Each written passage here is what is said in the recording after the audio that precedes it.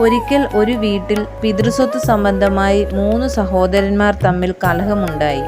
ഒരു ദിവസം അവരുടെ പിതാവ് അവരെ 3 പേരെയും കൂട്ടി ഒരു വിനോദയാത്രയ്ക്ക് പുറപ്പെട്ടു. വളരെ ദൂരം സഞ്ചരിച്ച് അവർ ഒരു വനപ്രദേശത്തെത്തി. അവിടെ ആളൊഴിഞ്ഞ ഒരു വീട് തുറന്ന് പിതാവ് മക്കളുമായി അതിൽ പ്രവേശിച്ചു. അതിൽ കുറച്ച് പ്രാവുകൾ മാത്രമാണ് ഉണ്ടായിരുന്നത്. പിതാവ് പറഞ്ഞു, "ഇതായിരുന്നു എൻ്റെ വീട്. നിങ്ങൾ മൂവരും ജനിച്ചത് ഈ വീട്ടിലാണ്. ഞാനും എൻ്റെ അനുജനും തമ്മിൽ വീടിനും സ്ഥലത്തിനും വേണ്ടി വഴക്കുണ്ടായി. അവസാനം ഞാൻ ജയിച്ചു. അനുജൻ ദൂരെ എവിടേക്കോ യാത്രയായി. അവനെക്കുറിച്ച് ഇന്നെനിക്ക് യാതൊരു അറിവുമില്ല. പ്രത്യേക കാരണങ്ങളാൽ ഞാനും ഈ വീടും സ്ഥലവും വിട്ട് ഇപ്പോൾ നാം താമസിക്കുന്നിടത്തേക്ക് പോകേണ്ടി വന്നു.